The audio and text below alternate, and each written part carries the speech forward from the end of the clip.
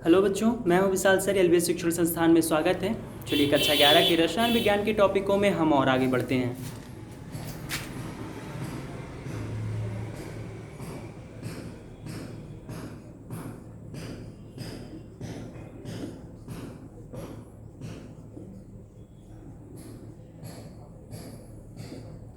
कक्षा 11 रसायन विज्ञान।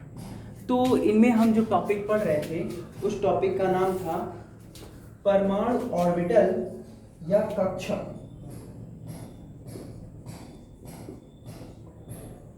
परमाणु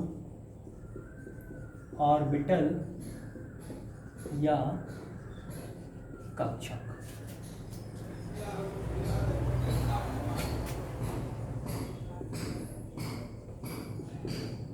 एटॉमिक ऑर्बिटल्स, यही टॉपिक हम पढ़ रहे थे कि एटॉमिक ऑर्बिटल्स क्या होते हैं। तो बात करें अगर हम एटॉमिक ऑर्बिटल्स को लेकर के, तो एटॉमिक ऑर्बिटल जो होता है, मैंने इसकी परिभाषा आप लोगों को 2 बार बताई, एक बार पुनः बता रहे हैं, आप लोग समझने का प्रयास करेंगे। देखिए, एटॉमिक जो ऑर्बिटल्स होते हैं, जैसे किसी भी नाभिक के चारों ओर जो स्थान होता है, जिसे हम लोग आकाश कहते हैं, स्पेस कहते हैं, और नाभिक के बाहर और परमाणु के भीतर, परमाणु के भीतर ही तो नाभिक होता है। तो जैसे एज एग्जाम्पल मान लो, जैसे एक कमरा है, ठीक, तो कमरे में अगर बीच में हम खड़े हो जाएं तो हम कमरे का नाभिक हो गए। और अभी जो दीवार की सतह है ये परमाणु का लास्ट, मतलब परमाणु की इतनी बड़ी ही संरचना। जैसे मेरे कहने का ये मतलब है, ऐसे मान लो कि ये एक घर हो गया, जैसे मान लो यही हमारा घर हो गया,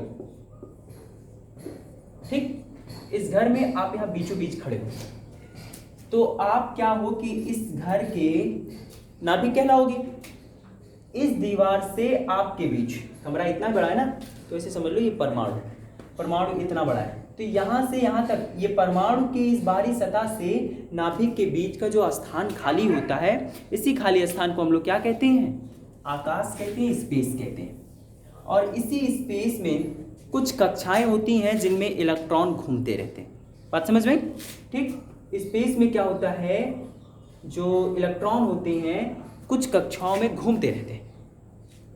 तो नाभिक के चारों ओर का वह स्थान जिसमें इलेक्ट्रॉन अधिकतम मात्रा में पाए जाते हैं, किसी भी नाभिक के चारों ओर का वह स्थान जिसमें इलेक्ट्रॉन अधिकतम मात्रा में पाए जाते हैं या औसतन अधिक मात्रा में पाए जाते हैं इलेक्ट्रॉन, उसी स्पेस को, उसी जगह को हम लोग कहते हैं एटॉमिक ऑर्बिटल। क्या कहते हैं? एटॉमिक ऑर्बिटल, मतलब परमाणु ऑर्बिटल या कक्षक कहते हैं। अब मैंने बताया था कि जो कक्षक होते हैं किसी भी ऑर्बिटल में केवल और केवल अधिकतम कितने इलेक्ट्रॉन रह सकते हैं? 2 इलेक्ट्रॉन, ठीक। और दोनों इलेक्ट्रॉनों के जो स्पिन की, यानी चक्रण की जो दिशाएं होती हैं एक दूसरे के विपरीत होती हैं। थोड़ा सा समझते हैं ये चीज़ कैसे होता है। एज एग्जाम्पल मान लो ये हो गया नाभिक और ये हो गया इसके बाहर की कक्षा, इसका ऑर्बिटल। अब इस ऑर्बिटल में एक इलेक्ट्रॉन यहाँ है, दूसरा इलेक्ट्रॉन यहाँ है, तो इस ऑर्बिटल में मैक्सिमम कितने इलेक्ट्रॉन रह सकते हैं? 2 इलेक्ट्रॉन रह सकते हैं। अब इनके स्पिन की जो दिशा, जैसे आपने यही पढ़ा है ना कि जो इलेक्ट्रॉन ऐसे वृत्ताकार मार्ग में गति करता है, एकदम राइट पढ़ा आपने। लेकिन उसके साथ साथ ये जो इलेक्ट्रॉन होते हैं एक गति को और करते हैं, वो जरा देखिए, ये अपनी धुरी पर घूमते हैं, ऐसे अपनी धुरी पर घूमते हुए ऐसे चक्कर लगाते हैं। तो अगर ये इलेक्ट्रॉन ऐसे डायरेक्शन में गति कर रहा है तो ये वाला इलेक्ट्रॉन इसके विपरीत डायरेक्शन में गति करेगा। बस समझ में? ठीक। दोनों का डायरेक्शन आप देख पा रहे हैं कि ये जो है अगर अपनी पोजीशन पर इस प्रकार से गति कर रहा है तो ये वाला इस प्रकार से गति कर रहा है। बस समझ में? ठीक। तो किसी भी ऑर्बिटल में जो इलेक्ट्रॉन होते हैं 2 ही अधिकतम इलेक्ट्रॉन हो सकते हैं और इनके स्पिन की चक्रण की दिशाएं एक दूसरे के विपरीत होती हैं। बस समझ में? ठीक है। अब देखिए, जो ऑर्बिटल्स हैं, ऑर्बिटल्स को मुख्यतः 3 रूपों में दिया गया है, 3 भागों में बांटा गया है, जिसमें से एक होता है स्मॉल m, जिसको हम लोग कहते हैं मुख्य क्वांटम संख्या, मुख्य क्वांटम संख्या। एंड जो दूसरा होता है जिसे हम लोग यल से रिप्रेजेंट करते हैं, जिसे हम लोग कहते हैं विज्ञानसी क्वांटम संख्या। एंड जो तीसरा होता है जिसे हम लोग ml से लिखते हैं, जिसे हम लोग कहते हैं चुंबकीय क्वांटम संख्या। क्या कहते हैं इसको? चुंबकीय क्वांटम संख्या। ठीक, तो ये 3 प्रकार की जो है हमारी क्वांटम संख्याएं हैं, जिनमें से एक हो गया हमारा मुख्य क्वांटम संख्या, दूसरा हो गया दिव्यांशी क्वांटम संख्या एंड तीसरा हो गया हमारा चुंबकीय क्वांटम संख्या। अब जरा सा समझते हैं कि इन क्वांटम संख्याओं का मूल मोटिव क्या होता है। देखिए, ये जो स्मॉल n है, स्मॉल n जो क्वांटम संख्या होती है, ये वह क्वांटम संख्या होती है जिसमें ऊर्जा स्तर को रिप्रेजेंट किया जाता है, इलेक्ट्रॉनों के ऊर्जा स्तर को रिप्रेजेंट किया जाता है। बात समझ में? ठीक। एंड अगर हम बात करें यहीं की दिव्यांशी क्वांटम संख्या की, तो जो दिव्यांशी क्वांटम संख्या होती है ये ऑर्बिटल की आकृति को डिफाइन करती है। ऊर्जा के साथ साथ ये आकार भी बताता है, साइज जिसे कहते हो। ठीक। एंड दिव्यांशी क्वांटम संख्या क्या करता है? ये हमको ऑर्बिटल्स की आकृति के विषय में ज्ञान करता है। एंड जो चुंबकीय क्वांटम संख्या है, चुंबकीय क्वांटम संख्याओं का मूल मोटिव होता है जो हमारे ऑर्बिटल्स हों उन ऑर्बिटलों में दिशा विन्यास करना।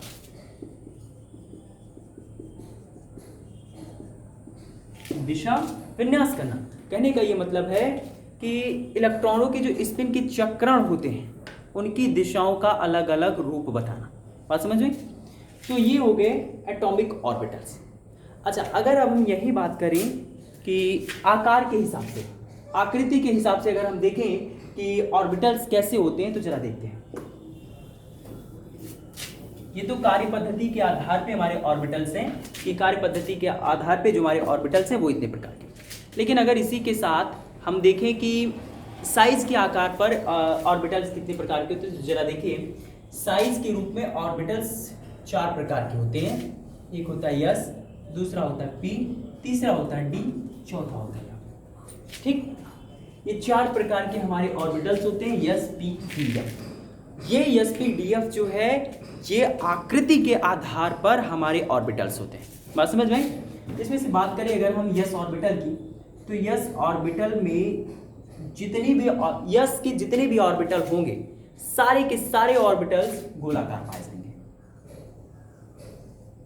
कौन से आकार का होगा? गोलाकार का। अब वहीं हम बात करें S ऑर्बिटल जिसका आकार होगा गोलाकार।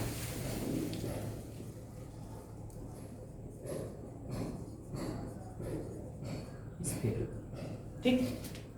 एंड अगर हम बात करें p ऑर्बिटल को लेकर के, p ऑर्बिटल्स, तो p के जितने भी ऑर्बिटल होंगे सभी ऑर्बिटल्स का जो आकार होता है ये डबल डंबल शेप का होता है। बात समझ में?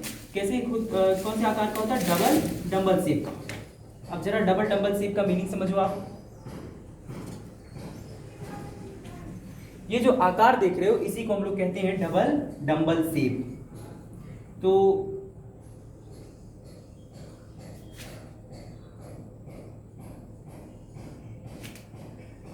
नाभिक है ये। तो जितने भी p ऑर्बिटल्स होते हैं, p ऑर्बिटलों का जितना भी आकार होगा सब ऐसे डबल डंबल शेप का होगा। सॉरी, ये डंबल शेप केवल डंबल डंबल आकार, ऐसे डंबल आकार होगा। अगर यहीं हम बात करें d ऑर्बिटल को लेकर के, तो d ऑर्बिटल के जितने भी कक्षक होंगे सभी कक्षक डबल डंबल शेप के होते हैं, ऐसे आकार के होते हैं। बात समझ में? जिसे हम लोग कहते हैं डबल डंबल शेप या द्विडंबल आकार, द्विडंबलाकार। बात समझ में? और अगर हम बात करें F की, F ऑर्बिटल को लेकर के अगर हम इसके आकार को डिफाइन करना चाहें तो ये बहुत मुश्किल है। बहुत मुश्किल इसीलिए है क्योंकि d ऑर्बिटल में जो ऑर्बिटल्स होते हैं ये बहुत जटिल संरचना के होते हैं, 3D होते हैं, बहुत जटिल संरचना। बात समझ रहे? तो ये आकार के आधार पर हो गए हमारे ऑर्बिटल्स। ठीक है, अभी ऑर्बिटल के बाद हमारा अगला टॉपिक है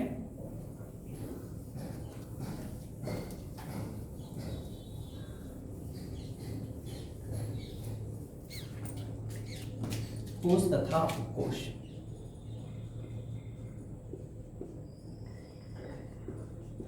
कोश तथा उपकोश।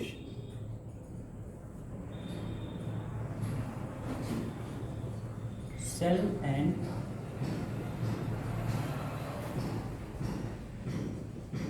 सबसेल। ठीक, सेल एंड सबसेल क्या होता है, मतलब कोश और उपकोश क्या होता है? तो चलिए सबसे पहले अगर हम समझें कोश के विषय में, सेल के विषय में।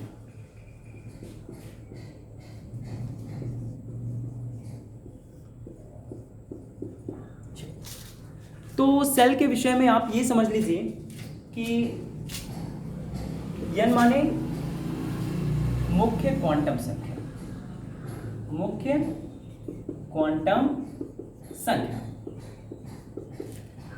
अब जितने भी एक प्रकार के यानी समान मुख्य क्वांटम संख्याओं का जो समूह होता है, क्वांटम का मतलब भी होता है कक्षा।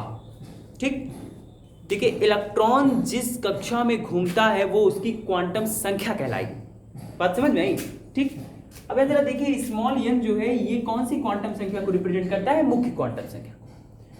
अब समान जितने भी मुख्य क्वांटम संख्याएं होंगी उन क्वांटम संख्याओं में जितने समूह पाए जाएंगे, स्मॉल n ऑर्बिटल के जितने भी एक समान समूह के, जैसे स्मॉल n में मान लीजिए ढेर सारे ऑर्बिटल्स हैं, अगर उन ऑर्बिटल्स एक समान के हैं, एक समान होने का मतलब जैसे हो गया कि एज एग्जांपल मान लीजिए आप इलेक्ट्रॉनिक विन्यास कर रहे हैं, जैसे मान लीजिए सोडियम का। ठीक, तो सोडियम का 11 होता है, इसका इलेक्ट्रॉनिक विन्यास करेंगे तो ये हो जाएगा 281। ठीक, अब यहाँ पे इसका जरा पे और दूसरी प्रकार वाला इलेक्ट्रॉनिक विन्यास करेंगे तो इसको लिखेंगे 1s2 and 2s2 2p6 and 3s। ठीक, ये हो गया इसका इलेक्ट्रॉनिक विन्यास। अब इस इलेक्ट्रॉनिक विन्यास में जो ऑर्बिटल्स हैं, ये जो है ये आगे जो लिखा है यही कोश होते हैं। बात समझ में? ये जो आगे लिखा है इसी को हम लोग क्या कहते हैं? कोश कहते हैं। बात समझ में आई? ठीक, तो ये n की वैल्यू, ये जो आगे लिखा होता है ये स्मॉल n है। क्या है? स्मॉल n है, 1 2 2 3, ये स्मॉल n का मान है। बात समझ में? और अगर यही स्मॉल n एक समान है, जैसे यहां पे आप देख पा रहे हैं 2s2, अगर यही स्मॉल n का मतलब अगर एक समान मुख्य क्वांटम संख्याएं हैं तो एक समान मुख्य क्वांटम संख्याओं के समूह को ही हम लोग कोश कहते हैं। ठीक है, तो कोश की परिभाषा क्या होती है? एक समान मुख्य क्वांटम संख्याओं के समूह को कोश कहा जाता है। बात समझ में? ठीक है,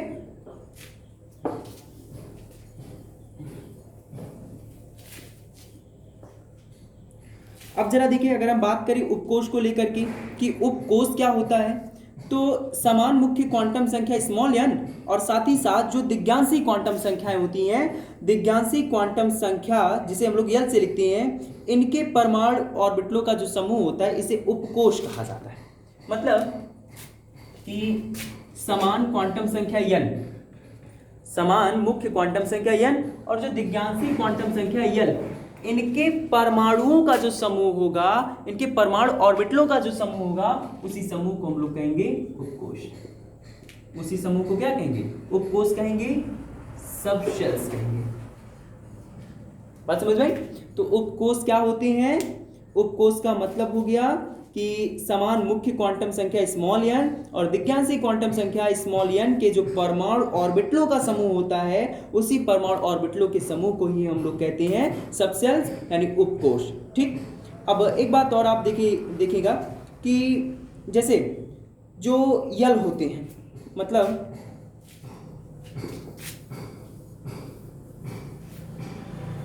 जैसे एज एग्जाम्पल कोस और उपकोस में डिफरेंस समझने का, जैसे लिखा गया है 3p2, ठीक, मान लीजिए कहीं से उठाया गया है, ऐसे लिखा गया 3p2। तो ये जो आगे लिखा हुआ मान होता है इस 3p में जो है ये 3 ये आपका कोश है, n बराबर 3 कोश, ये 3 जो है कोस है, जबकि ये जो p लिखा गया है ये p हमारा यल है, मतलब उपकोश। p क्या है? उपकोश है, जबकि n क्या है? n कोश है। बात समझ में आई? ठीक, तो ये होते हैं हमारे कोश तथा उपकोश। इनके बारे में शेष जो डिटेल्स हैं, शेष जो जानकारियां हैं कल पढ़ते हैं। आज के टॉपिक में बस इतना ही। अगर जो चीज़ें आपको समझ में नहीं आए तो आप उसको कमेंट के थ्रू हमसे पूछ सकते हैं, और आप प्रयास क्या करिए कि चीज़ों को नोट कर लें। ठीक है, आज के लिए बस इतना ही।